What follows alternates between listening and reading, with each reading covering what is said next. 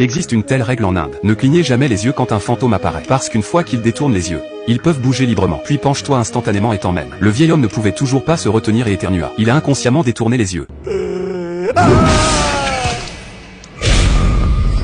Personne n'ose même respirer. Une vieille dame est sortie en chantant une chanson, ce qui a presque rendu Mike incapable de se retenir. Après le départ de la vieille dame, un autre petit camion-restaurant est arrivé. Sous une foutue curiosité, il regardait la voiture partir de la perte de l'œil, avec un violent frappement à la porte. Le vieil homme devant lui a en fait lancé de nombreux. La pièce bondée s'est rapidement remplie de monde. Voyant que quelqu'un ne pouvait plus s'en empêcher, un rayon de soleil est entré par la fenêtre. Tout le monde s'est instantanément sorti de la situation difficile, juste au moment où ils étaient heureux d'avoir survécu à la catastrophe. Le mage a soudainement sorti son arme et l'a pointée sur Andy. Il s'avère qu'il appartient en fait au chef d'un gang. Andy a couru au 2e étage sans dire un mot. Mais j'ai découvert que les escaliers qui allaient bien hier étaient bloqués aujourd'hui. Le mage a tiré 4 coups de feu d'affilée, mais n'a pas manqué un seul. L'assistant à côté lui suggère de s'approcher, mais il est abattu par une balle. Le mage a quand même suivi son conseil. Puis il s'est dirigé régulièrement vers les escaliers.